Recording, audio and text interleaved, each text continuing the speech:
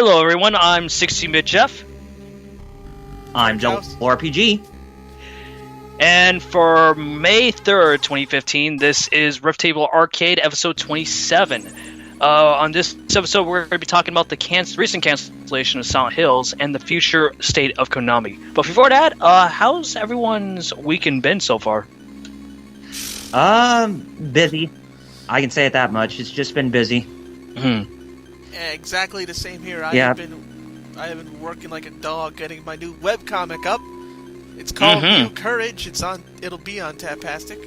I've been trying to get people hyped before I actually post any pages, because last time I didn't, and I just posted my last webcomic raw, and I'm like, how come I'm not getting hits? Oh, because I didn't tell anybody.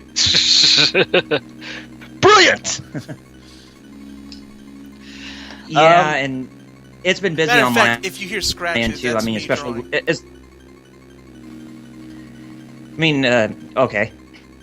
I've been busy myself, especially when work has been going on like crazy throughout this whole time, because it's now the beginning of the month and everybody has their money back on their EBT cards. So we consider that the first of every month food stamp holiday, because that's when the craziness actually begins at the grocery store I work at, because they're getting their food and most of them have money to where they go to the customer service desk to make Western Union transfers for their rent payments or whatever, if they're staying in an apartment. Yeah. It's just chaos ensues at this time of the year where I work at. On my end, I've been busy as well too. A mixture of personal and a mixture of trying to get back into doing actual articles for the Broken Infinite. Hi, Frankie. Yeah, I think you got a good one brewing up, don't you? But that'll be for hopefully later in the coming week, hopefully, you know what I mean? All I know is it's brewing. Yep. Cause you gotta let it out. I know you do. Yeah, I know. But besides that, let's get into today's episode, which is an interesting one. It's on, the first part is gonna be on the recent cancellation of Silent Hills. And Konami, as a whole, right? Yeah, pretty much. But first off, I would like to say that I don't get why people are saying that this was wasted potential. I get it because I think they're saying it for the wrong reasons. It's not really because it's the hype that was a new Silent Hill game, but they're saying wasted potential because of this collaboration between Hideo Kojima, film director Guillermo del Toro, who's known for doing movies such as Pacific Rim, and one of the first movies that I was introduced to his work was Mimic. And the actor plays Daryl Dixon on The Walking Dead, and also in the Boondock Saints, Norman Reedus. I really think it's more to that. So, and even with that, I have to say, this wasn't even a full-fledged game to begin with in regards to PT. Oh, of course. It was just only a teaser. It wasn't actually a fully packaged game. It's what you would call a vertical slice, isn't it? Yeah. It basically was a conceptual tease. It was nothing more than just a concept. And I'm going to be honest, even with what I played with the concept, I hated the direction they were thinking of going with Silent Hill. Now, mind you, I know you have to do something different to please today's audiences, and that's nothing bad. But here's the thing. The reason why I liked Silent Hill way back, even from its first interpretation in '98 for the PlayStation 1, compared to other contemporaries in the survival horror genre that, let's face it, birthed it with games such as Atari's Haunted House way back in the late 70s, early 80s. In regards to the 90s, with both Alone in the Dark and especially Resident Evil, is the fact it went against the grain in its ideology, that it was a psychological horror game compared to, I hate to say, generic take on survival horror. Oh, of course. But what I played with Silent Hills, now only known as PT, even with the concept, I did not like it because the way I felt they were going, and granted, I had to press the fist that this was only a concept, but people tend to forget that a concept still shows a small inkling of what the game is going to be. And when I think of Silent Hill, I don't think of Ghost to an extent, or a haunted house setting, you know what I mean? No.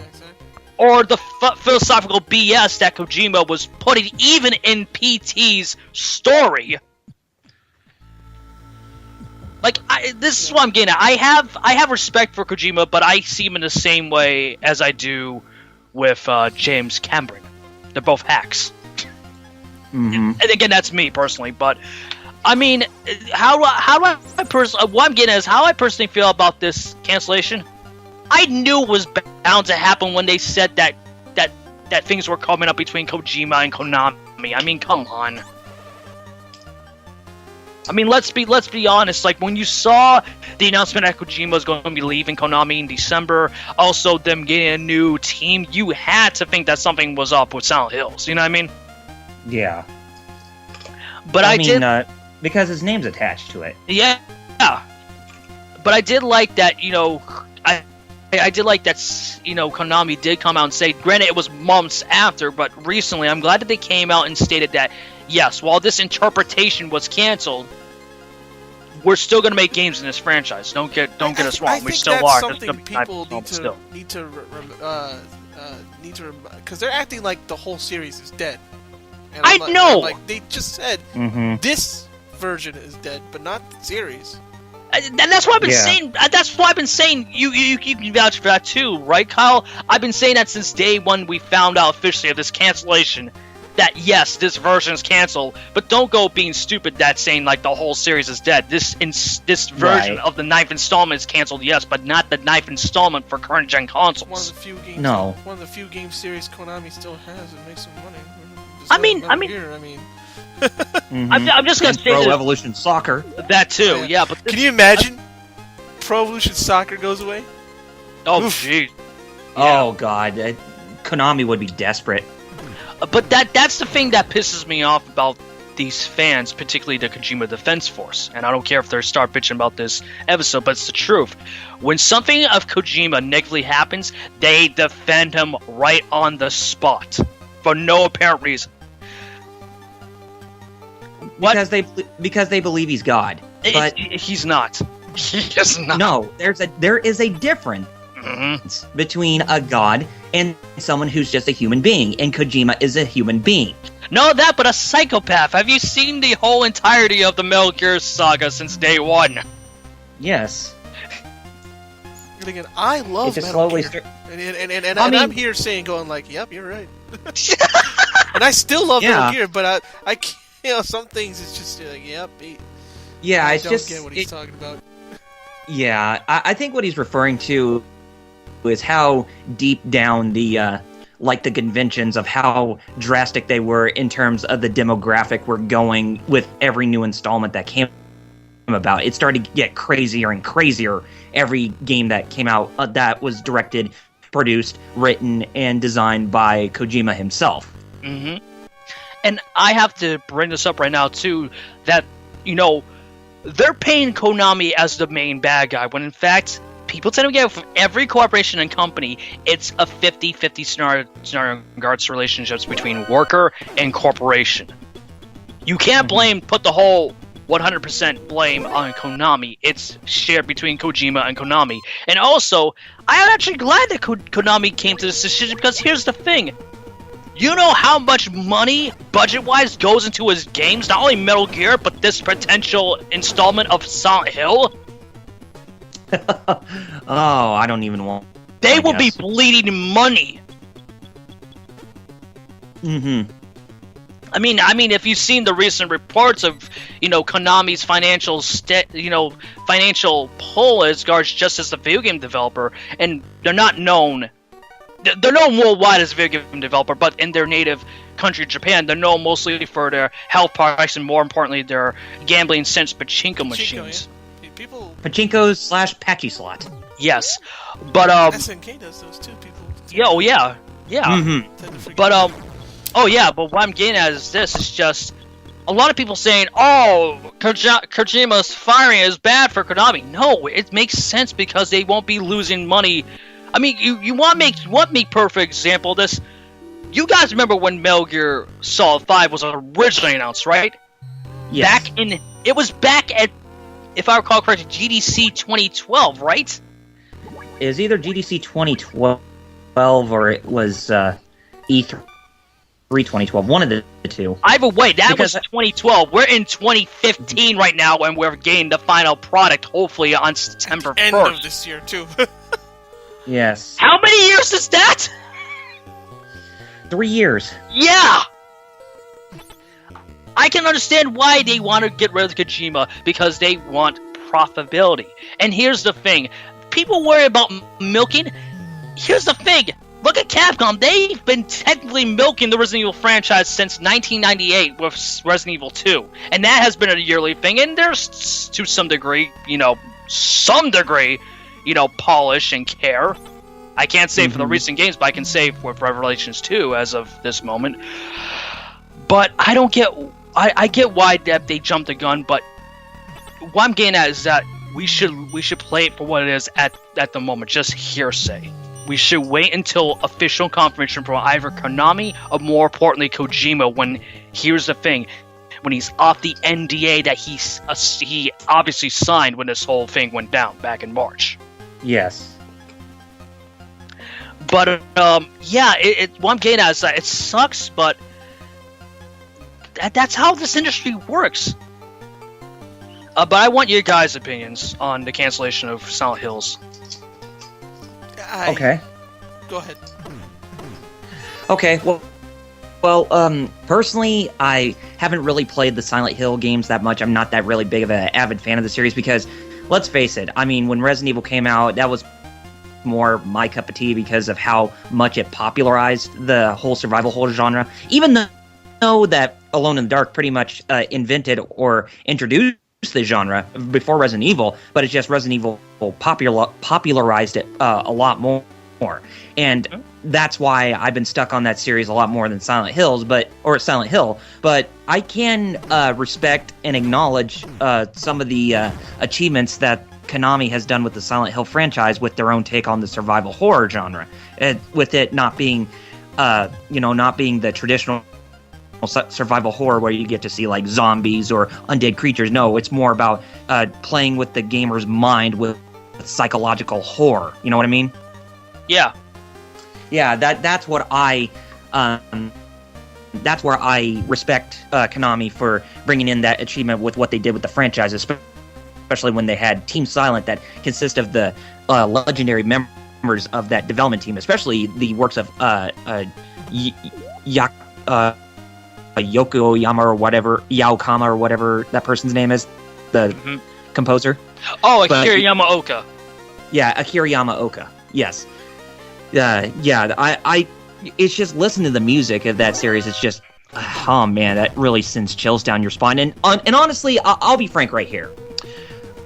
I personally, the only Silent Hill game that I ever played and beaten was Silent Hill 3. And that was, I think that was on the PlayStation and PlayStation 2 and then also PC. Then I don't know whether or not if it got an Xbox release. I know the second one did, but yeah, the game Silent that Hills was exclusive. 2 and 4 got an Xbox release, but Silent Hill 3 was PS2 console exclusive, while it was also on the PC. Exactly, yeah. Yeah, that was the one I played, and I really liked it for what it was. I mean, I know a lot of people prefer Silent Hill 2 as the best, but I honestly like Silent Hill 3 a lot more from what I played. And it's not to say the same that I haven't played the other two. It's just the thing is that I played a little bit of the first one and a little bit of the second one, but that's it. I really haven't gotten myself into the series that much.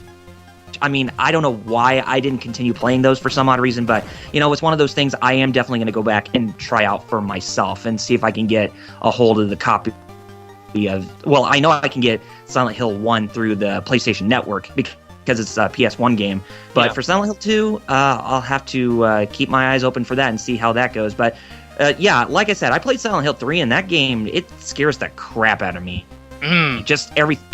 Everything feels claustrophobic, just like the other games, because it's that sense where you're in enclosed quarters or enclosed areas, and when you're walking through a dark corridor, you may end up seeing like an undead creature just coming at you from out of nowhere, and that's kind of the stuff that really just messes with your mind right there, especially when you're in the hospital in Silent Hill 3 in the town of Silent Hill, when you're going down the dark hallway that you actually see one of those monstrous nurses just come out of the shadows and right in front of you, and you have to fend yourself or whatever. So, yeah, it's stuff like that that's where survival horror really does well in terms of that part of the genre. But, like I said, I never got into it, but I definitely applaud Konami with where they got themselves, how they brought the series into light for what it is, pretty much. But yeah, I mean, that's my take on Silent Hill, pretty much. But Silent Hills itself, I never did play the demo. I did get a little glimpse of it, but not the whole thing. But personally, it didn't really captivate me. I mean, it just felt like it was playing one of those first-person, just like walkthrough games, kind of like Myst, for example. It felt like it was doing that, but it just the jump scares were they just didn't feel that well crafted, in my opinion. It was just the total cliche of just walking in just like this regular house, and there was not anything that was foreboding about the atmosphere or whatever. It's just you were just walking in plain hallways with there not like being anything that appears out of the corner of your eye that may jump scare you, like the walls being covered in blood or something, kind of like what Silent Hill 3 did when you're in between the different realities, between where it's safe and where everything is just creepy as hell. You could actually tell within the walls there was that sort of effect where it seemed like blood was trickling inside the walls or something like that to just induce that, or just invoke that thought of fear in your mind for being inside of a place that was creepy and extremely dangerous. Yeah, but Silent Hills just didn't even do that for me. From what I saw. But for me personally, I feel that I do agree with you, Jeff, that this was definitely the best move Konami did, because I would definitely like to see, because I definitely know Silent Hills deserves better, because let's face it, you don't need that big of a budget to actually make a really good game. I mean, that's not what games in this day and age should always go for. Because if we start pressuring developers and publishers for more of that stuff, then we would see another crash happen instantaneously, which we've been seeing kind of hinted as of right now with what's all been going on. And then personally, I do not want to see something like that happen for Silent Hill in its own self, because if you get too ambitious with a franchise and it ends up bombing in the end, that would actually send a really bad image, and more times it would seem like that that franchise would end up getting dead based on that reason alone. But Silent Hill as a franchise is not dead. But if they were to continue with Silent Hills as what it was, then I'm afraid that based on where things are going right now, I don't think it would have that same impact with doing well in terms of sales if it got too ambitious with the ideas. Right. But I'll definitely say that this is definitely the best for us, and we might as well wait and see what Konami cooks up for the next installment of Silent Hill, because what they show next time, or what they show the next time they show off the next Silent Hill, they may actually blow our minds. You never know. But yeah, that's all I have to say with my thoughts on Silent Hills alone and my personal feelings on the franchise. Like I said, I never did get into it that much, but I do acknowledge and respect the achievements of what it brought in modern gaming in terms of the genre in gaming it brought for today, and how it inspired other games with made from other developers to kind of take inspiration from what Silent Hill managed to achieve. Yeah. But anyway, that's it for me. All right. Your thoughts on the cancellation of Silent Hills, Jerry? Well, a lot like Double R said, I wasn't really... I liked... the one thing I differed on Double R was I actually liked Silent Hill more as a concept than Resident Evil, just because I'm more of a psychological horror dude. And the first Silent Hill games were very much like that. At least I've only played the first 3. Actually not lying. I've only played 1 and 3. Not even 2. Never played 2. The one people say is great. I've only played 1 and 3. But so the cancellation of Silent Hills, at first I was a little freaked out, but it wasn't even because I'm a fan of the series. It was because I was thinking Konami might be in trouble, And then they did that delisting thing that made me think they're more interested. I was like, oh crap, where's my bloody roar? That's the game I care about. But I can't wait when we talk about Konami itself later on down in this episode. Yeah. So after finding that out, I was like, oh no, but it's pachinko. So when we get to that, we'll get to that when we get to that. As for Silent Hill itself, I'm not miffed or anything because now I know. Okay, we just won't get this vision of Silent Hill.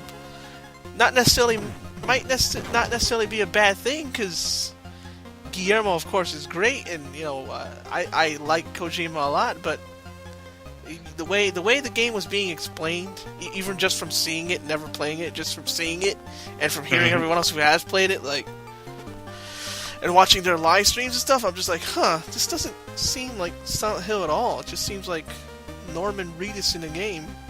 And they just want to sort of say, hey, look who we got. Well, see, that's the thing that I was bringing up earlier. That the reason why it didn't feel like a Silent Hill game to me, even in the conceptual state that was PT, is mainly because this just felt like the generic, spooky, atmospheric first-person experience game that we've been getting for the last couple of years, whether it was Slender or more recently with Outlast. I'm not saying, and I'm not talking or bashing about the quality of those games. I'm just stating the concepts of those games might have affected Silent Hill's ideal as an entirety of a game, and that to me, and I'm glad you guys agree with me that that's not Silent Hill. That never was Silent Hill. No. It was always about the player and their experience with the psychological outing of the town itself and how their experience of the character, even the backstory, would affect their journey into the, cursed town that is Silent Hill. That's the whole idea and identity of the series since day one. And I don't mind changes, but if you want proof of how lackluster Silent Hills was, the same people, and I'm really glad that Razor Fist brought this up because I wasn't the only one that pointed this out. The same jump scares that people loved in PT are the same exact quality of jump scares that people despised in Silent Hill Homecoming. Now, this is why I bring up the fact of, was it really the cancellation of this game that people were miffed, or just the fact of not another experience that we get from Kojima was that people were pissed off of? That's the reason. That's what I'm trying to, divide, saying which one is more of the fact that people were pissed off of. You know what I mean? In regards to this experience. But yeah, was that it, Jerry? Did you have any other thoughts about the future of the series, or was that it? Let's see here. No. Okay. I was actually thinking about it. So. Okay. Well, I think the consensus of us saying that, while I was the only one to play the game and despised the way that we're thinking of this installment, and both of you only saw with eyes only through other means such as YouTube Let's Plays, I think we came to a consensus that all of us are glad that this concept was thrown out. But we're also at the same time, we're glad that this 9th installment, still untitled even right now, that is still being made for both PS4 and Xbox One at the moment, which is great. But we probably won't know about the future of that game until the next year or two, so yeah. Right. But we're going on now to the other big thing that Jerry briefly touched upon, is the future state of Konami itself, because you just briefly touched upon just recently, Jerry, the other big moment that happened this week too, the listing of Konami on the New York Stock Exchange. Oh yeah. Now, when we first heard about that, yes, this was a big deal. I was People were afraid that, a lot of us thought they were go down sooner, say this year.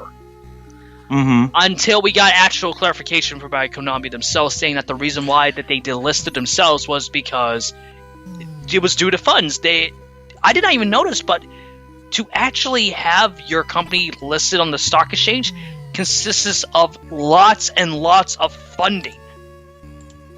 Going up to 1,000, right? Around 1,000, that much. I wrote in the Skype chat, $5 million a year. 5 million. Thank you. Wow, that's even that's a way more. Yeah. Dang. Yeah. So, from what we knew, from what we know now, it's not that big of a deal. Also, they're still traded in Tokyo and London. And they did say that while we are delisting ourselves, we will still let our overseas, shareholders know what we have planned through countless, press releases. Mm-hmm. Now, but something that I was kind of concerning myself with when it comes to this move to what Konami did, delisting itself from the New York Stock Exchange. I guess they're trying to do this because they obviously see more. They actually see more stuff. See more profitability with the pachinko and the patchy slot machines, right? Yep. It kind of makes me wonder whether or not, if this move, if they're still, and I know we talked about this before, but whether or not if Konami is actually going to still work in line with overseas developers on future projects, or whether if they're going to be cutting that drastically or whatever. That's what I'm kind of concerned about. And I agree, but I think they're being smarter this time around. Now, I'm not saying in their quality in regards to the, overseas outings we got from, Silent Hills, Homecoming, Shattered Memories, or even Downpour, because I thought they had your own unique take to the franchise than what most people in the franchise fan base would say, because they think that they're utter crap. I tend to disagree, but that's another topic for another day. But in all honesty, I think they're gonna be smarter. I think they're taking a page. They took obviously a page, and a lot of these Japanese publications did with what Capcom was doing a couple of years back. However, with this recent move, I think they're doing something better than Capcom did not. They're still gonna outsource to Western developers, but this time around, I think they're gonna be smarter on who to give their legacy IPs to.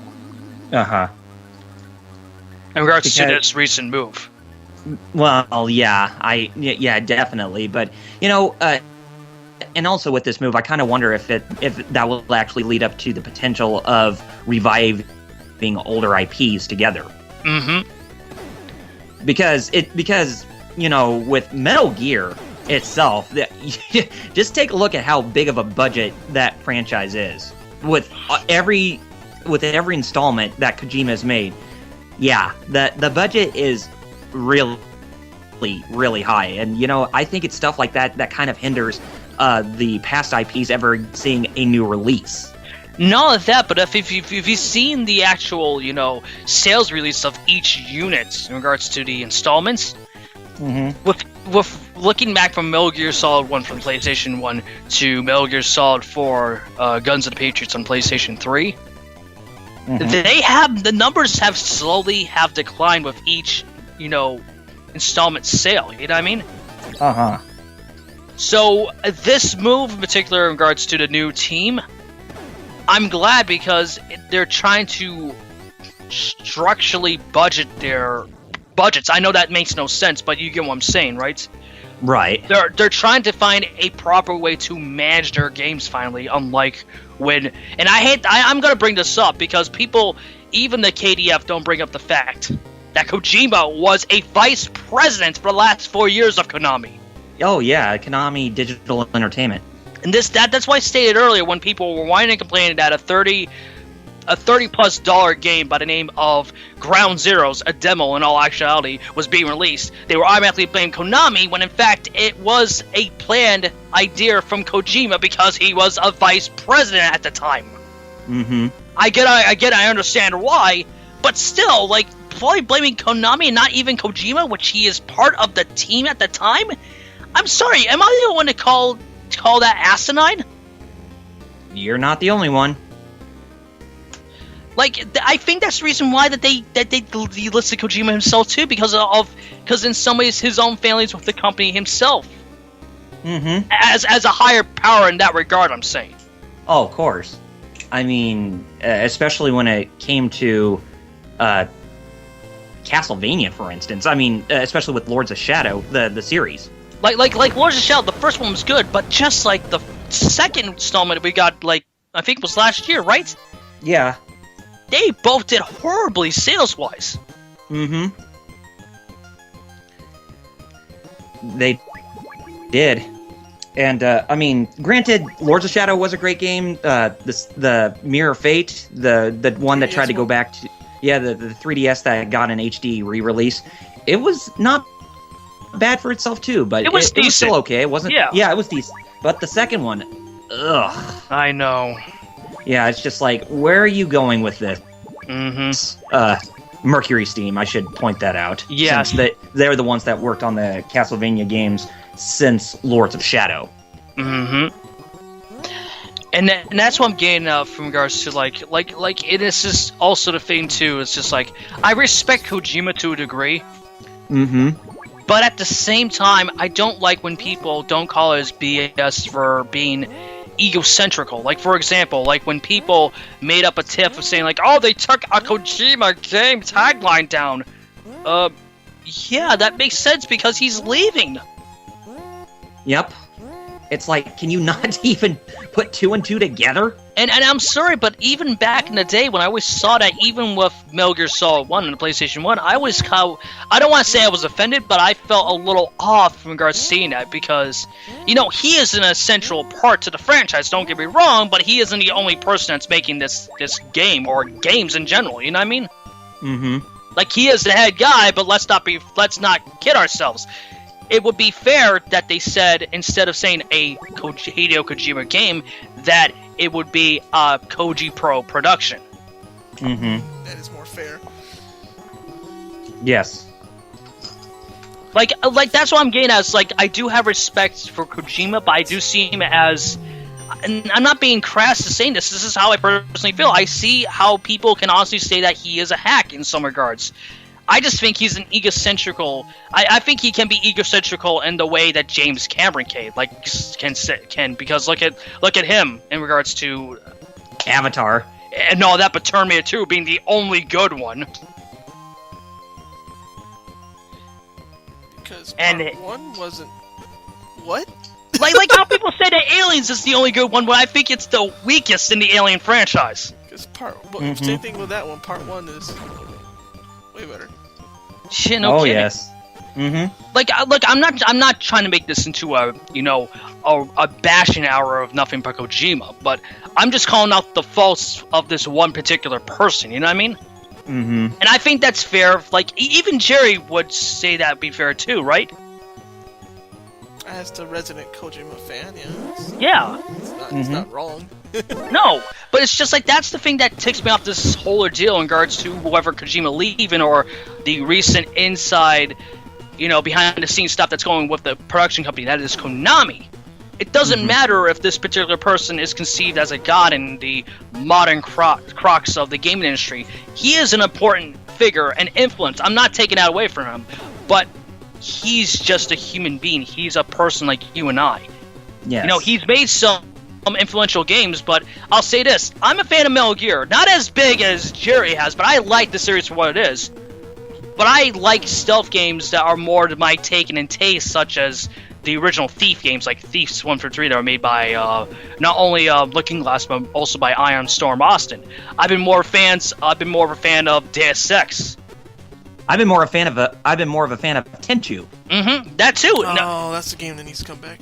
No kidding, yeah. That's one product I would like to see Sony actually put that funding towards. To continue, what I was getting at is, myself and the others on this podcast, we have respect for Kojima to an extent, but we don't put him on this high pedestal as most of the Kojima Defense Force handlers do.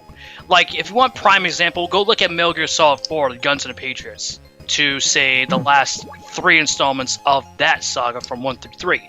In some regard, they have a consistency and a set tone that made sense for those installments, whereas Metal Gear Solid 4, and not only story, but more importantly too, was all over the place.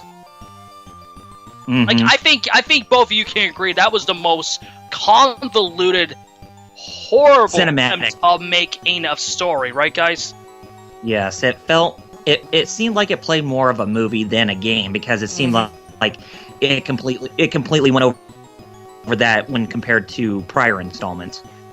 And unlike most people, this is why I'm excited for the new era of Metal Gear and this new team that we haven't seen jack from. Because here's the thing.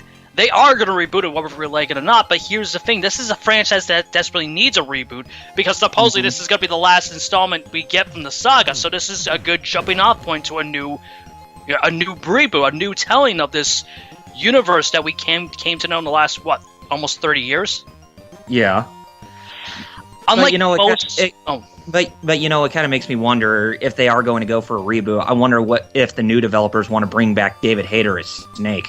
I'm just wondering. I don't think they will, because since it's a new reboot, I think they will go for someone with new voice talent and probably also go the same way with Ubisoft did horribly with both Splinter Cell Blacklist and Teeth, because I'm not even calling it Thief 4. Yeah, Teeth. I can see Konami doing something like that because it makes sense, and it's a new Continue. universe, a new interpretation. So getting someone younger and more experienced, and I'm not giving that slack to David Hayter by saying in regards to experience, because he is an experienced voice actor. He's been doing this for what? Prior to people don't know, prior to his getting a Snake, he was mostly known as the voice of Captain America in majority of the '90s the X-Men. Marvel comics. Yeah, particularly both X-Men and Spider-Man. Yep. But I think that's the way that Konami is going to go with the future of Metal Gear, and honestly, I'm excited because you saw how convoluted just the timeline alone for Metal Gear was, even though it was Kojima's baby, and I get that and respect that, it was convoluted as hell. Like events, if you put it up from Metal Gear 1 all the way up to this year's Metal Gear Solid 5, the Phantom Pain, it just doesn't add up. No. And especially the storyline in general is just so, it's so crazy. Like, not in a good way, but it's just in a bad, what the hell's going on way. You know what I mean?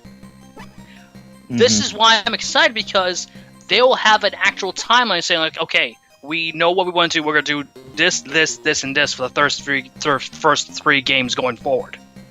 They'll actually have an actual handle on the timeline, what they want to do with the story going forward, which I think is a very smart move. Now, but what I'm going back to Kojima is just like all of us said, we have respect, but we don't have in the same regard as most people or even fanboys do for this one particular person. Right. In all due respect. I mean, yeah, what I'm getting at, it sucks because he's been so integral to Konami even before Metal Gear. Like he's been an employee for Metal Gear, if I recall, since the mid '80s, right? '80s, yes. Yeah. And he worked on this one game that started up Penguin before working on Metal Gear. Yes. And that's not a joke, folks. No, it was Pengy the Penguin. What was it called? It was. You guys remember 3D Load Runner, right, from Square? Oh yeah. Yes.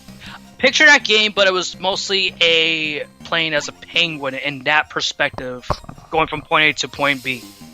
Oh, okay. Penguin World Runner. Let's just put it that way. Pretty much. We'll put the actual game's name in the description post recording. Maybe. Yes. Or within the video. But I mean, remember basically, that's what I'm saying. I mean, Jerry, you, like I've stated, like I'm a Metal Gear fan, but in regards to fandom, you're the biggest Metal Gear fan out of this group than I am. Love it. What are your overall thoughts of Kojima leaving and the future of his own IP, Metal Gear? Well, in the hands of Konami. Hello? Yeah. Oh, okay. Yeah, we're still here. I was wondering if I your thoughts on no. I was gonna start talking about your thoughts on nobody heard me. Your thoughts on Kojima leaving in the future of Metal Gear? Yes. At first I was, like always, your knee-jerk reaction. It's like, man, the creator's leaving? Nope. But then I remember a certain game called Dead or Alive 5 that actually kind of is better than even with the creator gone. So there's part of me that's thinking maybe if it's given to people who are... Kojima left, but his LA company is still there, right? Yes. They just got reabsorbed back into Konami. So I'm assuming he's still got some proteges there that has his... that at least know where to, keep things. Maybe they'll take things in a different direction. Actually, I hope so. But still know how to keep things Metal Gear. You know, distinctly Metal Gear. Right. So it might. Who knows? Mm-hmm. It might actually be good. You know, basically, I'm cautiously optimistic because I'm like, exactly. I don't know, but at the same time, I can't just. After seeing what happened with other series that actually turned out well, I'm not gonna just throw Metal Gear under the bus now and say, nope, your creator's gone, you stink. Cause and that's a good way of putting it, because when Itagaki left, it's like, yeah, Ninja Gaiden, the vanilla version of Ninja Gaiden 3 wasn't that hot. In fact, it was the worst version of that installment. However, the updated version by the name of Razor's Edge was really good. Mm-hmm. But the first full-fledged project post Itagaki's leave, DOA 5, was phenomenal. And I will say this: the last DOA game I actually enjoyed was Dead or Alive 3 for the original Xbox. Same year, before 5, yep. And I'm not bashing 4 because it was good. It was just one problem only, and that was Alpha 152 being afflicted with something like us, fighting game enthusiasts like to call SNK syndrome. Yep. Oh boy, yes. And that really ruined the game for me. But 5 was a good step forward. Like if I put it as best example, DOA. I feel like the developers of the current DOA installments, especially with 5, I think they took a page of what NetherRealm did with the recent installments of Mortal Kombat. Not dumbing it down, but actually streamline it to be not only more open to newer users, but being still an experienced fighter to old-time fans of the franchise. Unlike what Capcom's been doing with the recent installments in Street Fighter, starting with the vanilla version of Street Fighter 4. Mm-hmm. Because people tend to forget that, there's a big difference between streamlining and dumbing down. Yes. And this is where I think that Metal Gear Solid is going to do. I think they're obviously going to make it more streamlined so it can be more easier to access, obviously, but not being in an insulting way. You know what I mean? Mm-hmm. Do you think they would probably take a page from what Platinum did with Revengeance? I wouldn't mind. In fact, feel streamlined to a degree. I'm sorry?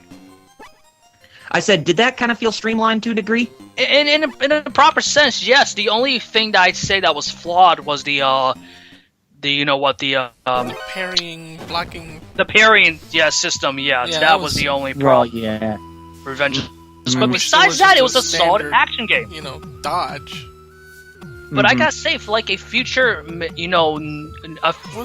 canonical installment for Metal Gear Solid 5 and the numbered entries, and then I'm really disappointed they did not go with the 5th installment. I want to see a post Metal Gear Solid 4 game where you play as Rat Patrol. Oh, Meryl's unit? Yes. Yeah, I want to see how Meryl and Johnny are doing. And not that, but it brings brings up something interesting too. It makes it become a co-op tactical stealth game.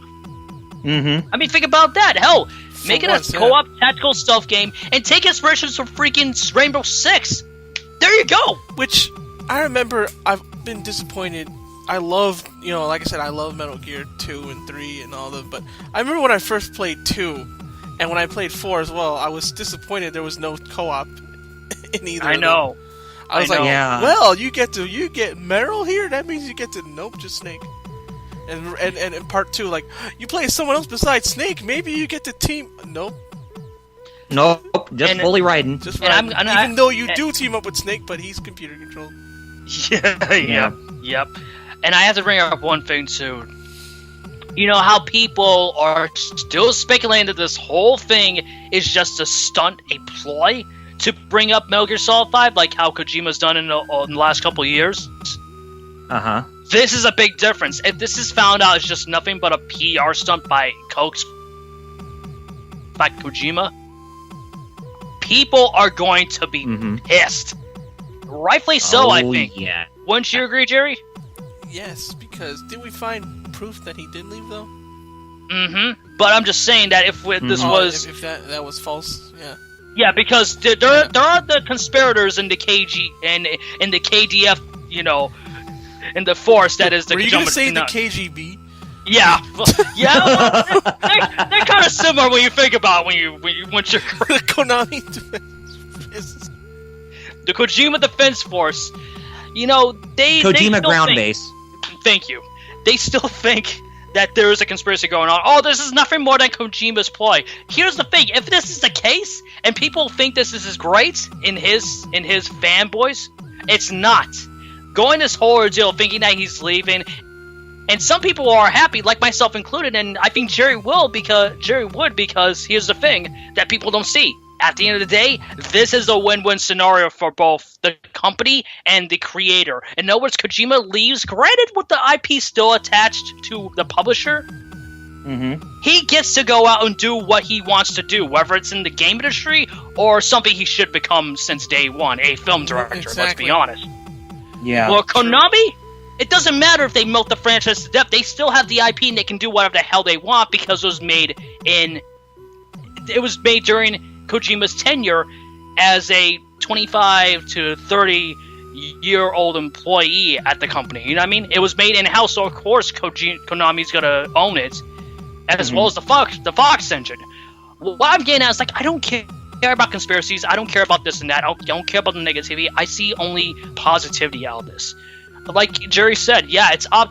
I can see a lot of people rightfully being solely cautiously optimistic, and that's highly fair. Don't get me wrong. But I see this as a positive potential for both Kojima's future and the future of Konami.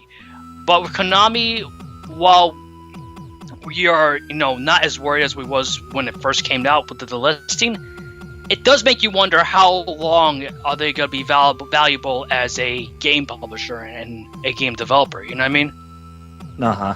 Because, like, where we originally thought they were going down this year, with the details that we found out from that Q&A, mm-hmm. It makes you, how long can they be valuable, like, in the next 2 to 3 to 4 years, you know what I mean?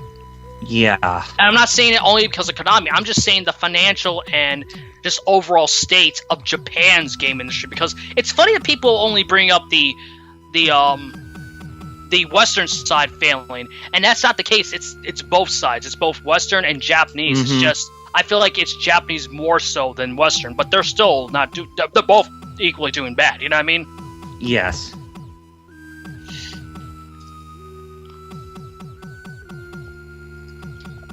And how about you, Double R? Yeah. That's for me, actually. What about Kojima leaving in the future of Metal Gear? Yeah. Oh, okay. Honestly, I think this would be. I think it's a really good move because.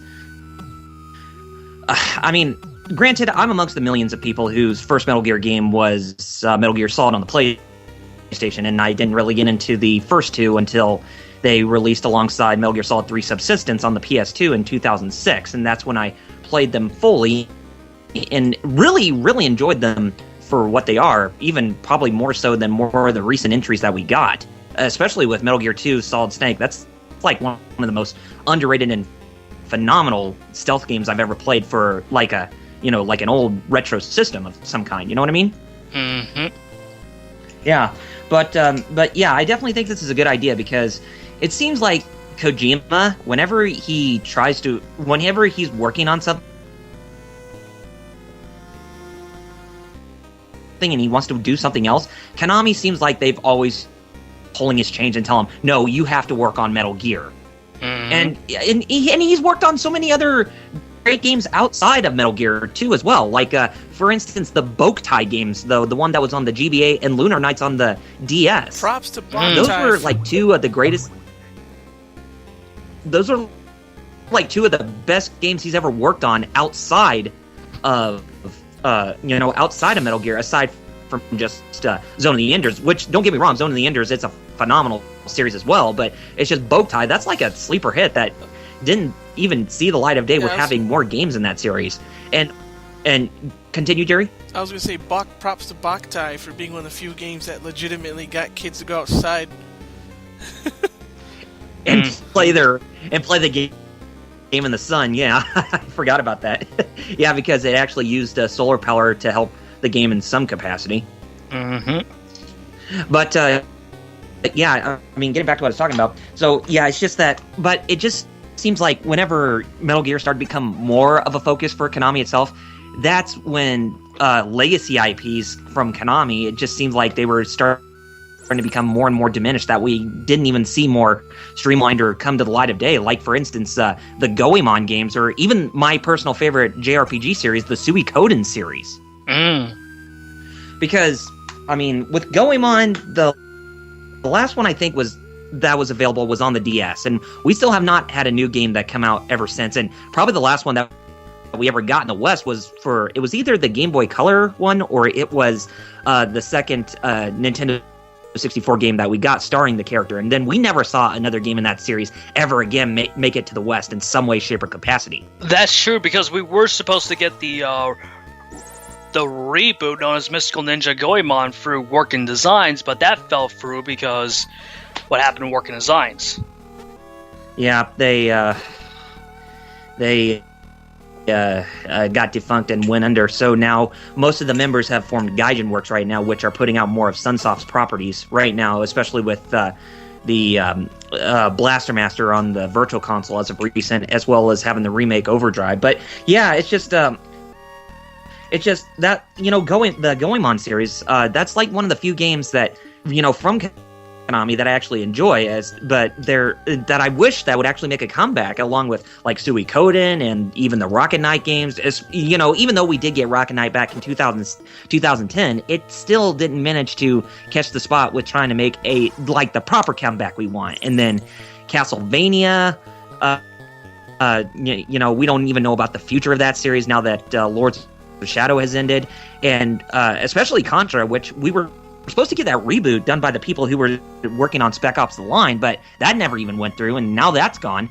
But now, since, with Metal Gear Solid 5 being Hideo Kojima's last game that he has full-on involvement with there being a new development team to work on the series, it really makes me hopeful that, Konami's back catalog will be opened back up for works again to create newer installments for a newer generation of gamers, but probably even a reboot that will start things fresh off again. So this is definitely a good time for both fans of Konami's properties and Konami themselves, because let's face it, how much longer is Konami going to bank off Metal Gear with Kojima being involved? I mean, with every single game that gets just plastered with money in terms of the development budget, and with them not being that commercially successful than the last one, I really think it's high time that the company needs to move on and kind of retread ground back to some of their older stuff, as well as working on newer IPs if they want to try to get them back in profitability, because that's something that, a lot of us who grew up with their games, especially the 80s and 90s and up until now, it's just lack of their old IPs just getting kicked to the sidelines and just being left in the dust. And it's really, I'm really hopeful that that we'll actually see a return of some of the franchises that I mentioned. But when comparing them, when taking a look at Capcom, for instance, in comparison, Capcom, that's one I'm not that hopeful for at the time being. But Konami itself, I definitely see them making a comeback. But we'll just have to wait until we see, and until we see sometime next year or the year after. But oh, God forbid if that, for God's sakes, if that rumor of the next 2 week game showing up at the E3 this year, oh man, I'm going to be just jumping like a schoolgirl in excitement. But, with that being a rumor, it's just, we'll just have to wait and see. But as I said, it's definitely a good time. I definitely wish Kojima the best of luck with whatever new that he's going to be working on. And God forbid, I do want him to work on new IPs, because how much longer can one be stuck on a particular franchise? Seriously. It's gonna come to a point where he's gonna want to stop, and you can actually tell by just looking at him at like GDC or even E3 that he's really, really tired. You can actually see it in his eyes that he's really tired of working on the series, and he wants to move on. So yeah, with the future of Metal Gear and this being Kojima's last game, we can definitely see that there is a glimmer of hope for the guy to actually get back on track with, doing something that he actually wanted to do outside of Metal Gear, is actually work on some newer things that actually could potentially surpass Metal Gear. And this, I'm, definitely excited about. And definitely excited that hopefully we get to see more of the legendary IPs that were brushed aside actually do make a full comeback in some way, shape, or form. But, I'm hopeful, but like I said, we'll just have to see. But let's just hope that they actually do. Please, let's just hope. Yep. But anyway, that's all on my end. How about you, Jerry? I already said my stuff, and I happen to agree with Kyle that it's true that, man, Kojima's old. Yeah. He's old and tired. Yes. He may not look like it, but he's in his 50s, if I recall correctly, right? Yep. Yes. It's it may not be the best way. Of course, you don't want to hear him leave like this, but at the same time, it's kind of like it might lead to better things for him. He's gonna work on other games or just do whatever he wants. What I'm getting at, it's not like it's the complete opposite where Miyamoto is. Like, I'm glad Miyamoto's doing new things, but at the same time, a lot of fanboys for Nintendo want him to do. The one thing I do not want him to do, I don't want him to continue working until he drops dead. You know what I mean? Yeah. Seriously, I do not want to see that either. No, I do not want to see that either. Because, he's going to retire someday. Eventually. Hell, he announced it a couple of years ago, if I recall, right? If people go, no, you can't retire, it's like, no. He has to, or else that sad situation might happen, and I do not want to see that happen. I do not want... That's what I'm getting at. It's just like, when it comes to a beloved game developer, in regards to whether their ego or actual influence, doesn't matter. If an influential game developer dies in fucking office, that is a horrible headline to see. Oh God, yes. It's kind of one of the things Toriyama Sensei, Akira Toriyama, he's been gone. He's been living because he didn't want that to happen. Now he's back, but he's back of his own accord, working on his own time. Basically, he took that long-deserved break he needed. Yeah, and now that he's only working on his what you call it? His terms. And that's if Miyamoto wants to do that, that's cool. Like, just come back once in a while and say, I just feel like doing this. Okay, I'm gone again. And honestly, I want to see Kojima do similar like that, because I still, in some regard, want to see him still be involved with the game industry, but to an extent. Because here's the thing I really never liked about Metal Gear to begin with. I never liked the overtly done, cinematic approach to the cutscenes. Dude, if you just skip all the cutscenes, Metal Gear 1 and 2 are both 2 to 3 hours. Yeah. Yeah. But in all seriousness, it's just like, with his leave, I'd rather have him become an actual filmmaker. I wouldn't mind. That seems to be what he wants to do anyway. I would not mind him still being a part of the game industry as a developer, don't get me wrong, but I would rather have his career going forward be more focused as a filmmaker rather than a game designer. You get what I'm saying? Definitely. Especially with all the... It seems like that's what he wants to do anyways, seriously. Yeah. Seems to be his dream. So, I guess we plug. Yeah. First, once again, thank you guys for joining as always on this episode, and this was a very good talk. Yes, it was. Before we start plugging next week's episode 28, so when we ever start doing episode 28 recording-wise, it'll be a start to our E3 predictions in regards to E3 2015. In regards to not only the top 3, Microsoft, Sony, and Nintendo, but new competitors such as Bethesda and Square Enix in regards to press conferences, so stay tuned for those predictions. It's the right E3 again! Which will most likely be wrong. Again. Yeah.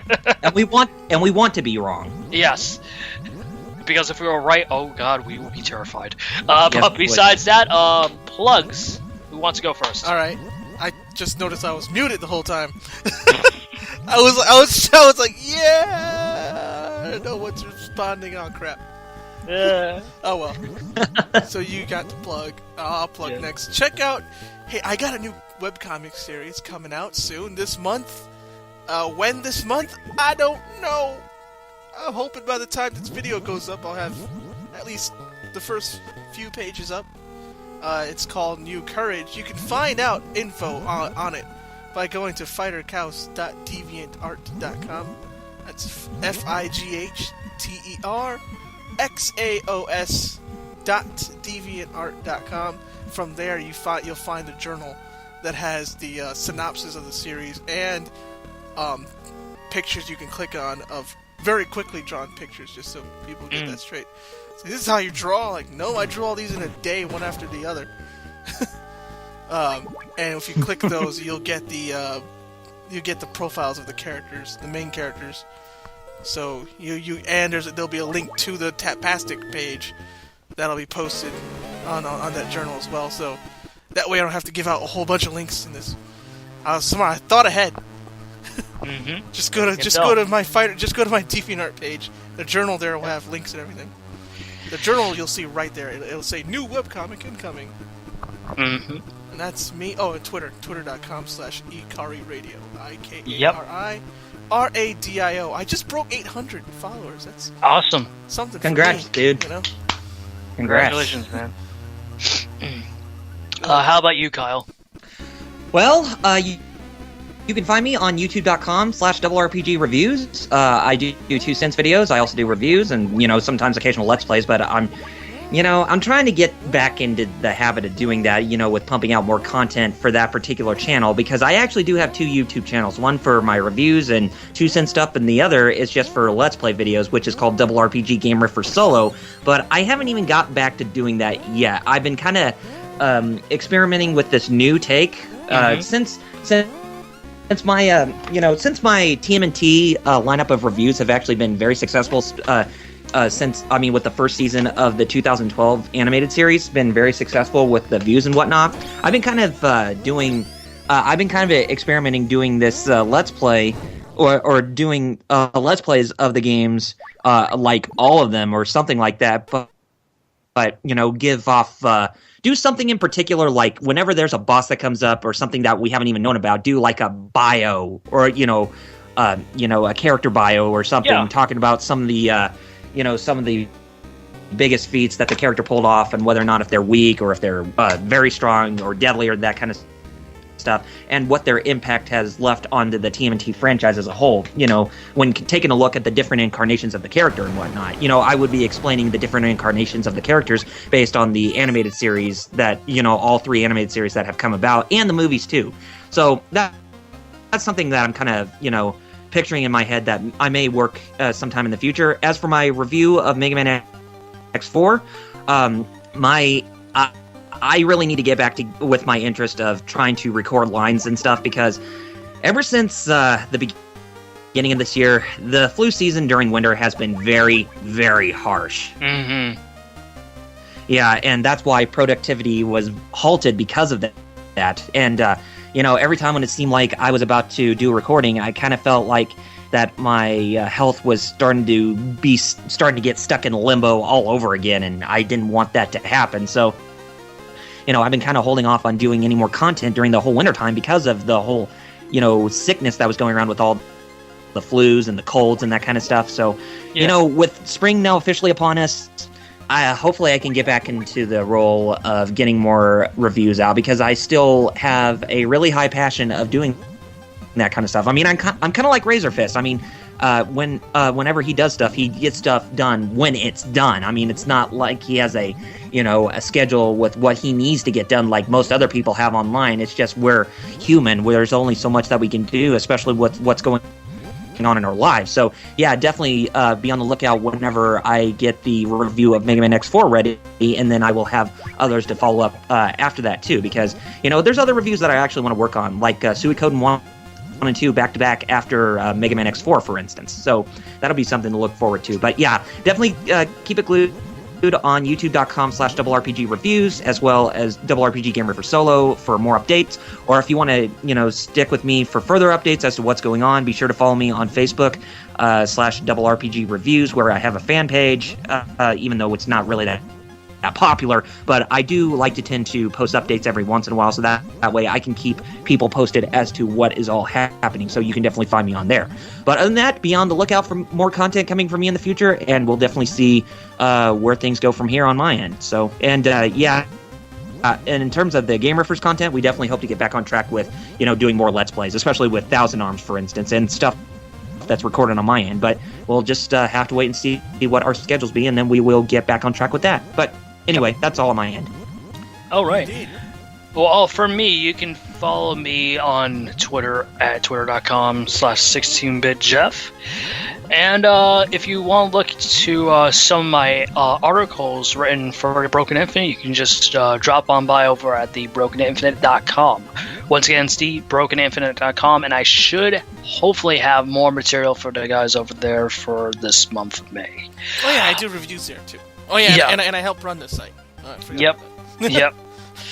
And as always, if you want to subscribe and listen to past episodes and always future episodes of the Riff Table Arcade, as well as look at also past content and future in regards to Let's Plays, just come on to this particular channel on YouTube, youtube.com/thegameriffers, and yeah.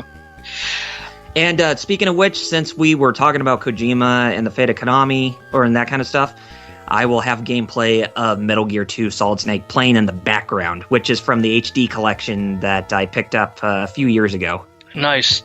And more importantly, to the listeners and subscribers to this channel, we would like to hear your feedback, but please keep it civil. Please keep it clean. We do not want any backlash. We don't want any drama. We don't want any comments from the KDF saying, oh, you guys suck because you're a baffling Kojima, which we freaking weren't. And we'll tell you this right now. If you get really dirty with us with, trying to be Kojima Defense Force or start to spew a bunch of slander at us, you're going to get blocked no matter what, because we're not going to tolerate that crap. Mm-hmm.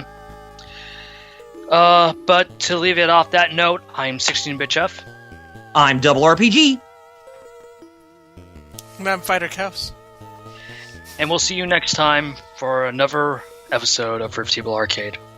This is the Game Riffers, and to quote our good buddy Razor Fist, God effing speed. Yep. Later, guys. Bye. Email Conrail.